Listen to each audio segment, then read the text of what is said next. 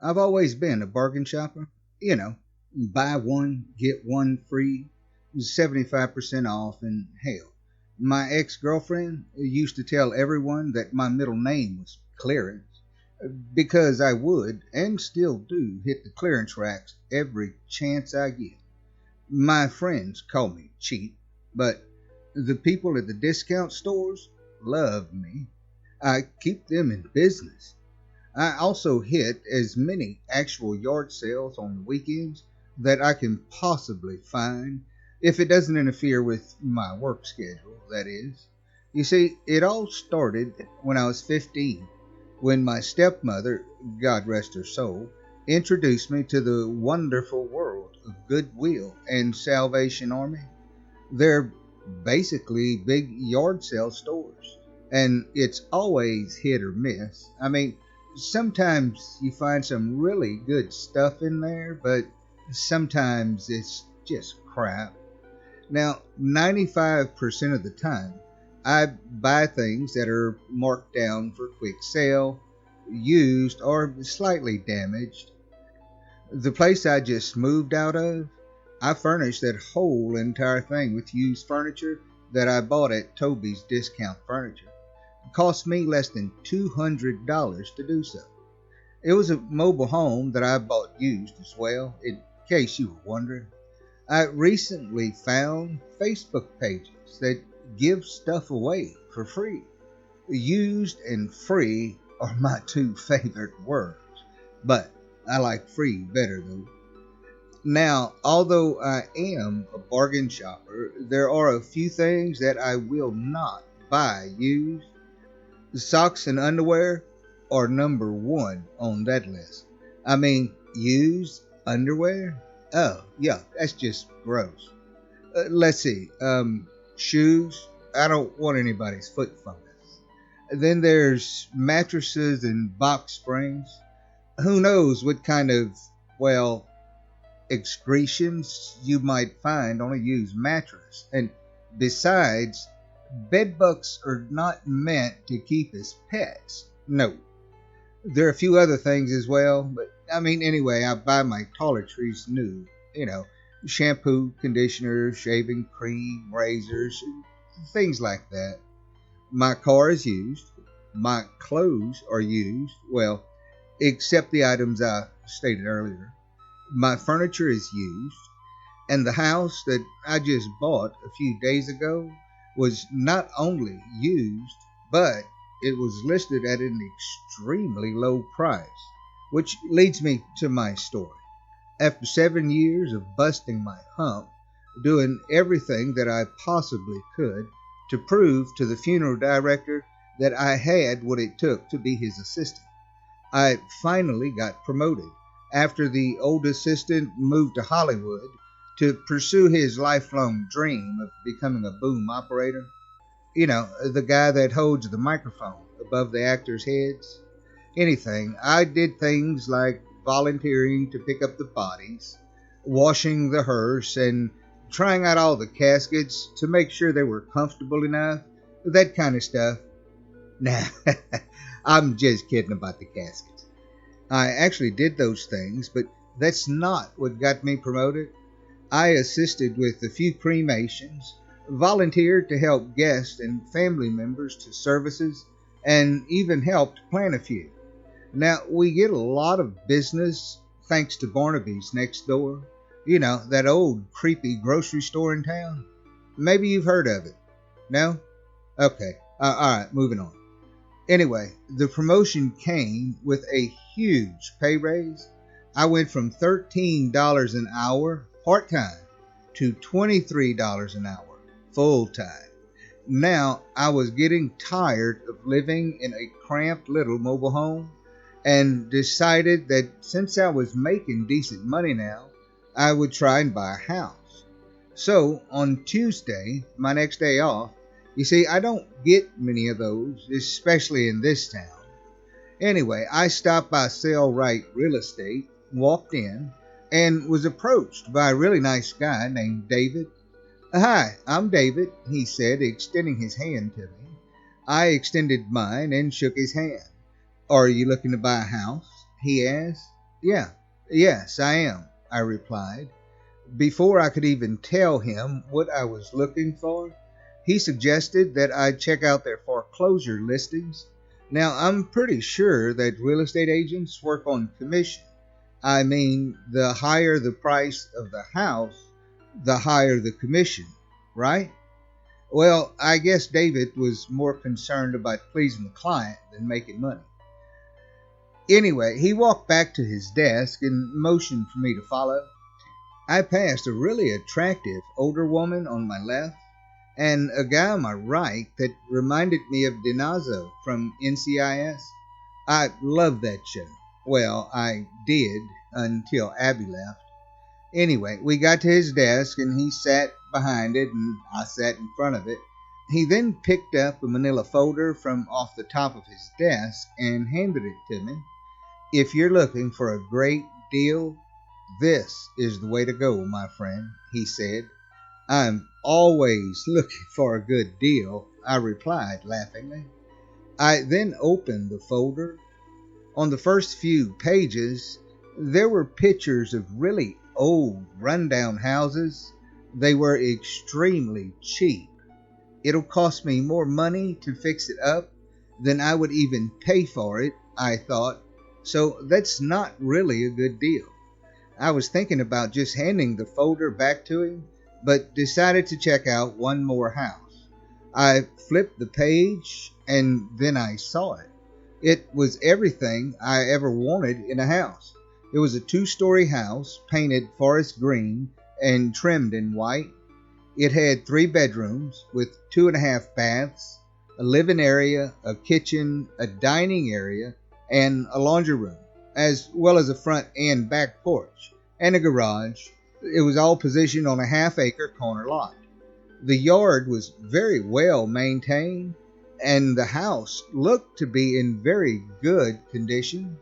The price was listed extremely low, under $10,000 low.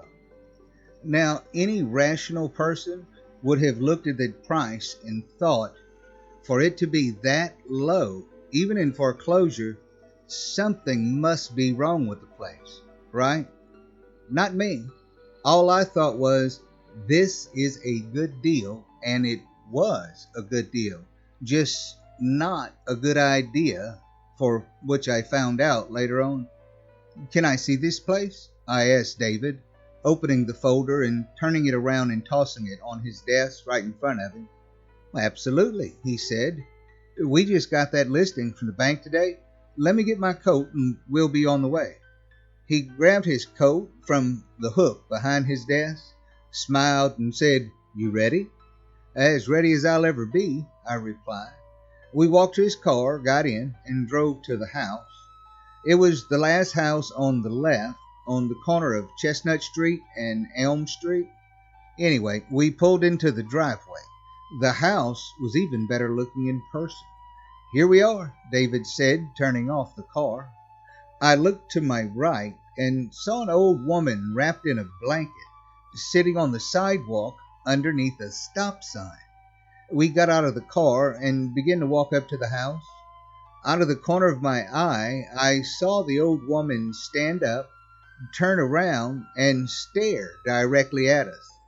She wore old dingy jeans, an old ratty-looking gray shirt, the blanket, sandals, and her hair was matted to her head. What's up with the old lady on the corner? I asked David, a little concerned. I don't know, he replied. I've never seen her before. Huh, I said to myself, turning my head and waving at her. She didn't wave back. She just stood there, staring. We got to the house, walked up the steps and onto the porch. David put the key in the lock, turned it, and opened the door. After you, he said, moving his left arm in a presenting fashion. I looked back to the corner and saw that the old woman was gone. Where'd she go? I thought. After you, David said again. Oh, I'm sorry, I replied and walked into the house. The interior of the house was just as nice as the exterior. Have a look around and we can talk when you're done, David said. Is all the furniture included? I asked. Yeah, this is an as-is cash-only listing, he replied. Cash only? I thought, I have a couple of thousand saved up. Maybe I can borrow the rest, and if I can't, I still want to check out this place.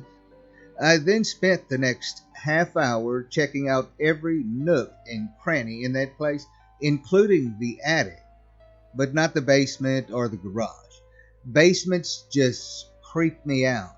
They're cold, wet, and 9 times out of 10, they're infested with spiders. And what's the big deal about a garage? Anyway, David waited in the kitchen. The house was amazing. I came back downstairs and walked into the kitchen and said, I'll take it, with a big smile on my face, if I can get the money. One thing I really liked about the house was each room was a separate room. It wasn't that open floor plan layout like you see in houses nowadays. I hate that. Anyway, all right, let's go back to the office and crunch some numbers, and we'll see what we can come up with, David replied, patting me on the back. We walked out of the house, and the old lady was back again, standing on the corner, staring at the house. I didn't wave to her that time. I just got in the car, and we left. We got back to the agency. David called the bank to see if they would lower the price for me, which they did not. I went to the funeral home and spoke with the funeral director. His name is Ralph, by the way. Oh, crap. How rude of me. I didn't even introduce myself. My name's Jonathan Albright. My sister owns Millie's bookstore. What am I saying? You don't care about that, do you? I didn't think so. Anyway, I spoke to Ralph, and he agreed to lend me the rest of the money in exchange for cutting his grass once a week until winter came. Deal, I said. I shook his hands, and he wrote me a check. I then made a beeline back to the agency. I'm going to skip the part about dealing with the bank and signing the papers. No one really cares about that stuff anyway, right? Now, I got the keys and the deed, then went to the electric company. I had them put the account in my name. The lady behind the desk said that the electric should be back on in about an hour. I thanked her, got back in my car, and called the cable company, set up an appointment on Thursday, then went back to my trailer, picked up all my clothes and toiletries, all my DVDs, and a few other things, cleared out the refrigerator, put it all in plastic bags, and stuck it all in my car. Since my new house was fully furnished, I didn't need any of my old furniture, so I left it behind. Before I left, I went outside and took a picture of the trailer on my phone. I uploaded the picture with a small description of what was included onto that free Facebook page that I mentioned earlier. Seconds later, I got a response from a guy named Jimmy.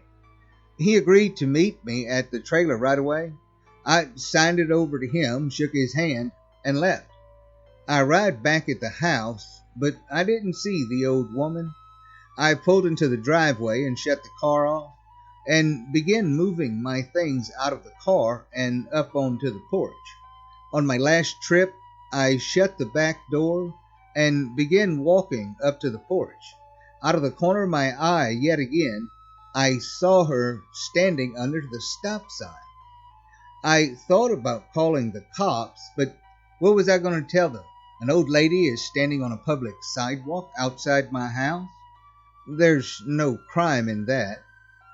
Anyway, now, I think it's time that I give you a rundown of the layout of the place. The front porch is as wide as the house, with white wood railings about 3 foot high that surround it. Forest green colored lattice runs from the top of the floor to the bottom of the railing, enclosing it, and a small white wooden gate stretches across the steps, opening inward into the house. There's an old white wicker couch with green cushions on the left and 2 big rocking chairs on the right, with a small table in the middle of them. A large macrame dual plant holder hangs from the left corner with 2 dead plants in it. Well, they were 2 dead plants. Now I have 2 very much alive ferns growing in them. There's also a ceiling fan directly in the center of the porch. Anyway, when you walk into the house, you are immediately in a long hallway that leads back to the kitchen, with a half bedroom on the left, just under the stairs.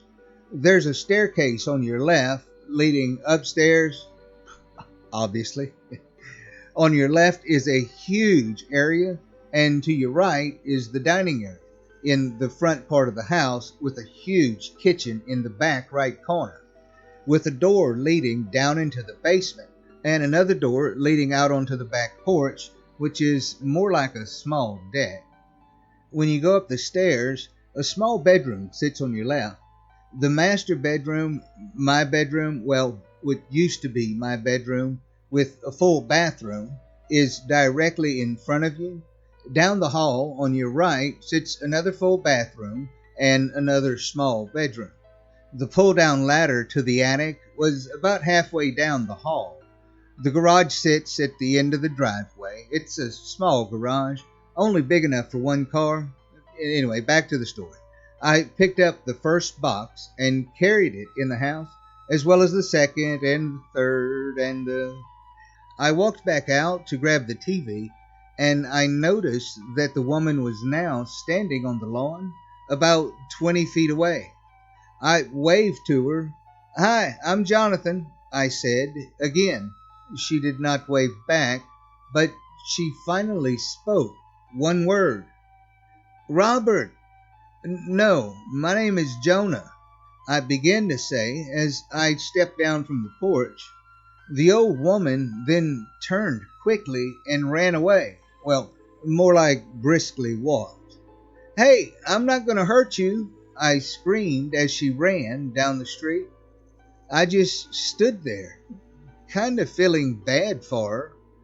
Homeless people are still people, They didn't choose that life. Life just happened to them. Anyway, I carried the rest of my things into the house, one by one, shutting the front door and locking it. I always lock my doors, not that that old woman scared me or anything.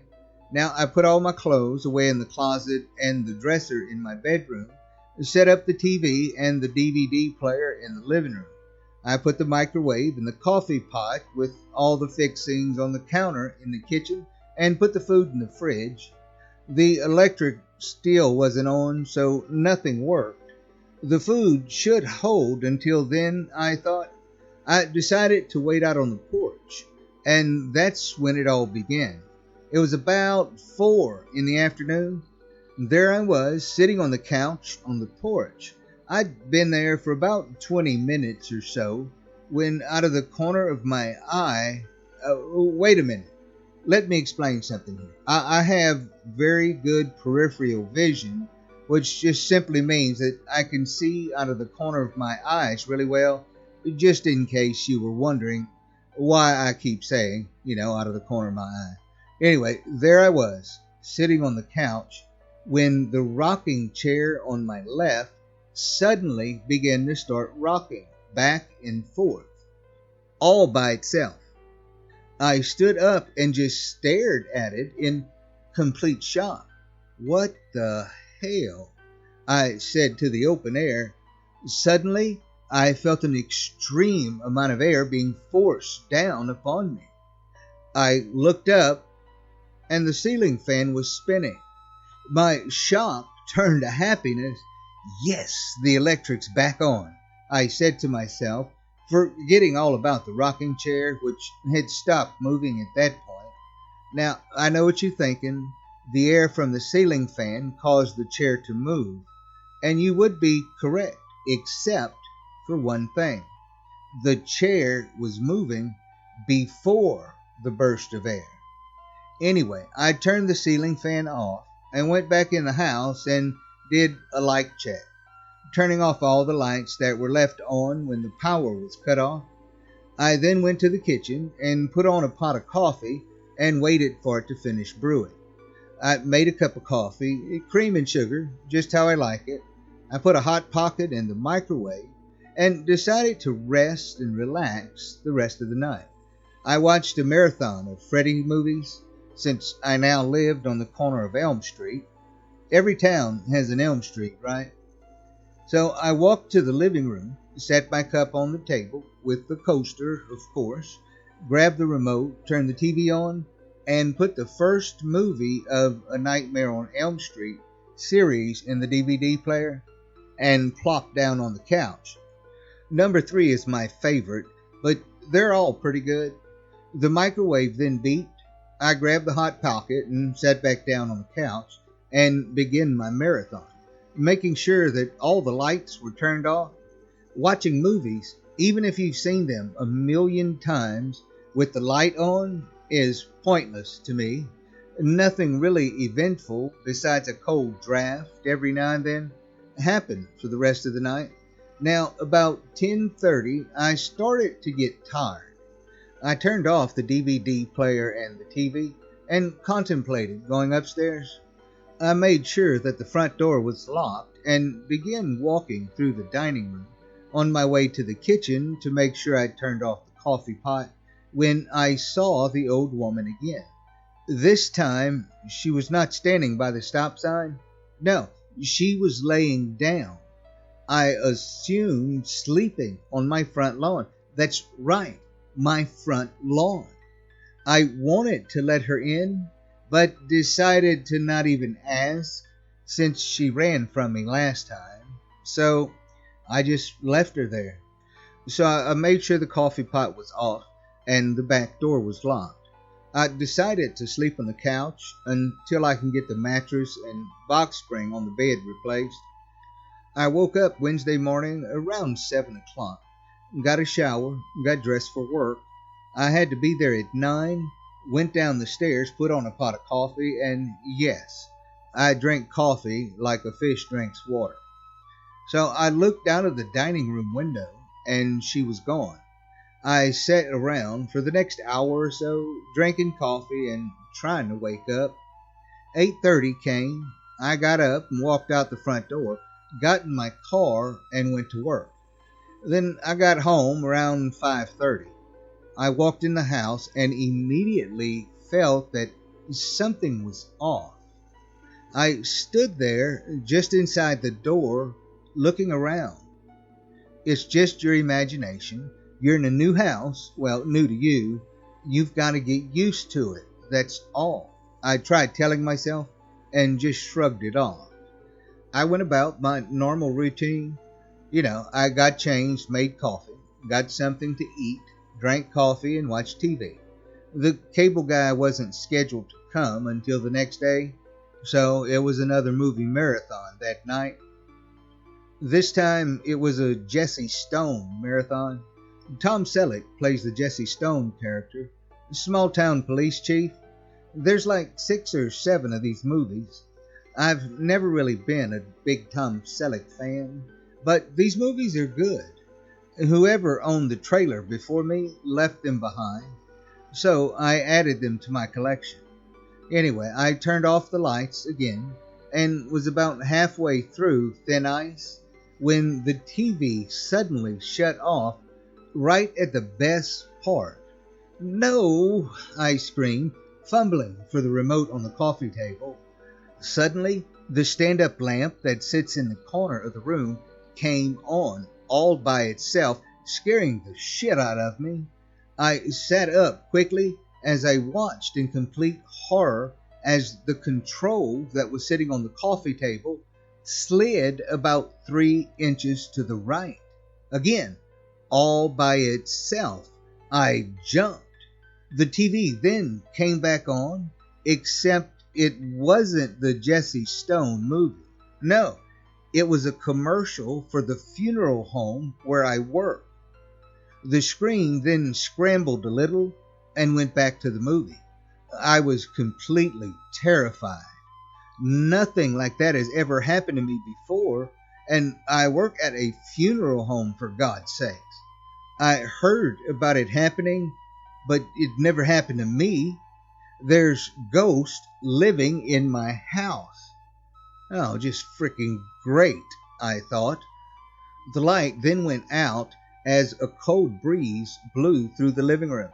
I had goosebumps on my arms. It was that cold. Then everything was back to normal.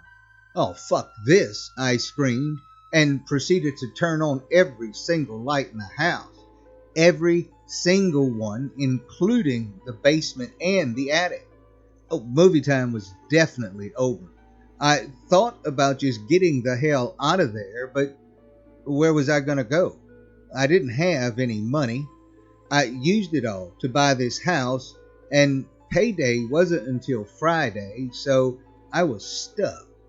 I turned off the TV and the DVD player, then just sat there in complete silence, listening for anything out of the ordinary. I must have sat there for a good hour or so with nothing happening. Now, what I did next, some would say just added fuel to the fire, but I wanted answers. Now, I've heard that if you talk to spirits and find out why they're there, you can help them move on. I heard that on Ghost Whisperer, but hey, it was worth a try. I nervously stood up.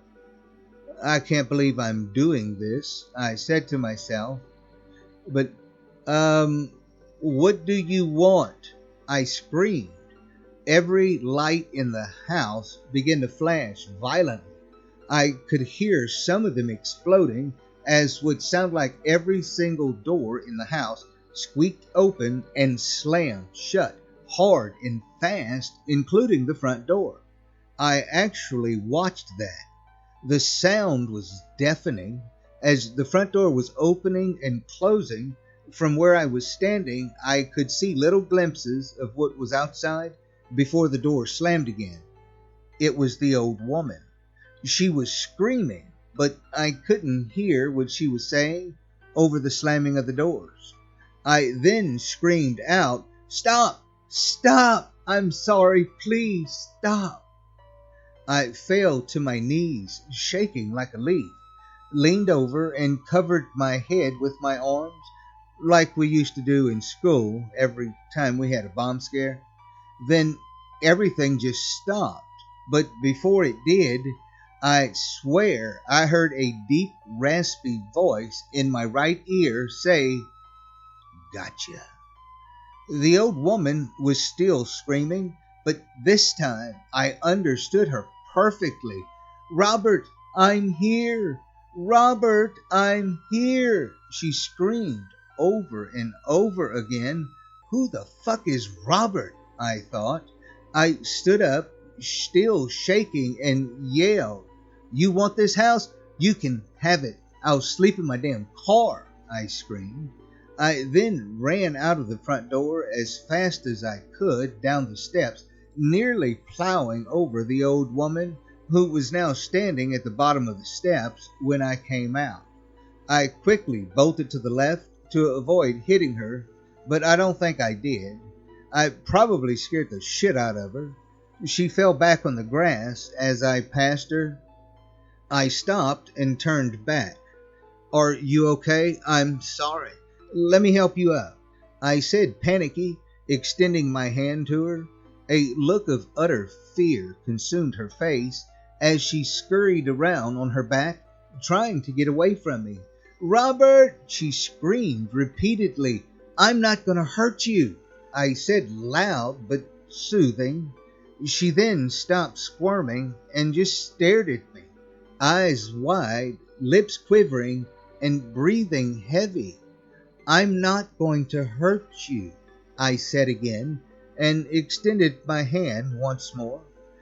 She stared at me for a few more seconds, then slowly began to raise her right hand. Our hands met and interlocked. I then slowly began to pull her up. She got to her feet and said, "Jonathan?" "Yes, I'm Jonathan," I replied. "It's nice to finally meet you." She smiled. "I'm Martha," she said. By that point, I had completely forgotten about the whole ghost in the house thing. "Would you like to come in?" I'll make you something to eat and get you something to drink, I said. She nodded her head. I then helped her up the steps and into the house, shutting the door behind us. You didn't change it one bit, she said, looking around as we made our way to the kitchen. I pulled out a chair for her at the table, and she sat down. What do you mean, Martha? I asked, as I heated up a TV dinner and put another pot of coffee on. Well, she said, this was our house, my husband's and mine. Robert bought it for me in 1983. I love this old house. So, Robert is your husband? I asked. Where is he? A little tear formed in the corner of her eye as she said, My Robert has gone to be with the Lord Jesus. I miss him every minute of every day. He died right upstairs in our bedroom. He died here? I asked. Yes, right upstairs in bed, she replied. That's another reason why I don't buy used mattresses. Anyway, the microwave then beeped. I took out the DV dinner and put it on a plate, grabbed the fork, and sat it down in front of her. Thank you, Jonathan, she said with a smile. As she ate, she continued by saying, he was sick for some time. He always swore that even after he passed, that he would stay with me in this house until we could reunite once again in the pearly gates of heaven, and he did. The ghost is Robert, and he wants me out of his house, I thought. I think Robert wants me out, I stated. Oh, no, dear. My Robert would never want such a thing. He was a good man, a helpful man. He was quite a jokester, though. Used to scare the daylights out of me all the time, even more so since he passed. I'm sure you and Robert will get along just fine. You don't have to go, I said. Yes, dear, I do. This is not my house anymore. It's yours. The bank made sure of that, she said. If you don't mind me asking, what happened with the bank? Why did you have to leave? I asked. The coffee pot then beeped. All I have is water and coffee, Martha. What would you like? I'll take a little coffee, please, cream and sugar. The doctor said I shouldn't have it, but pooh on them, she said laughingly. I chuckled. Why did you have to leave, Martha? I asked again as I set the cup down in front of her and sat back down myself. We were doing okay for a while. With Robert's pension and both of our Social Security checks coming in, I was able to pay the bills, even after he got sick. But then my poor Robert passed away, leaving me with just my Social Security check to pay the bills. It wasn't enough.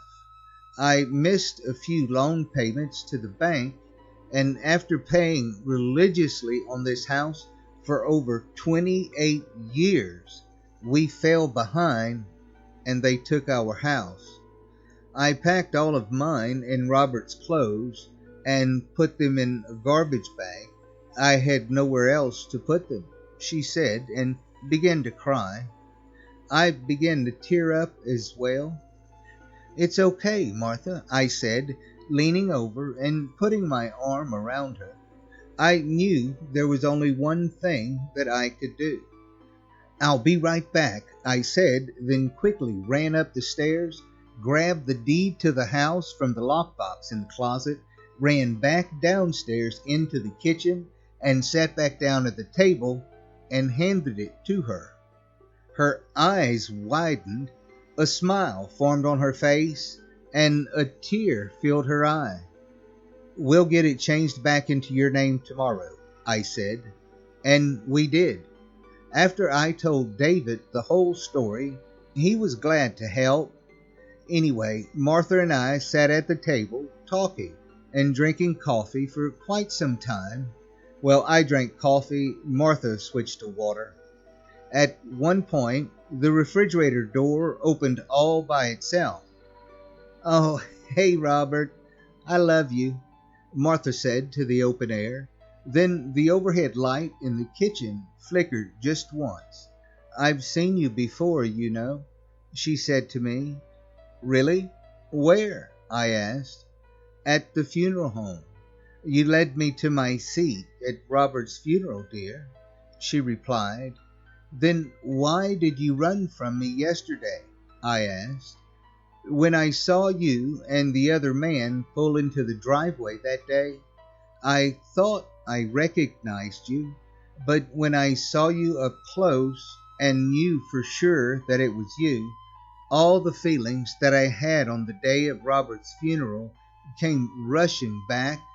I ran to try and shake those feelings," she said. "Please stay. I don't want you to go. This is your house," I said. She smiled and hugged me. "Will you help me carry my boxes of clothes in from the garage tomorrow?" she asked. "I sure will," I replied. "I promise." Shortly after, Martha decided to get a shower and go to bed. I gave her one of my long t-shirts to wear. I slept on the couch in my clothes. The next day came, and I did what I promised to do.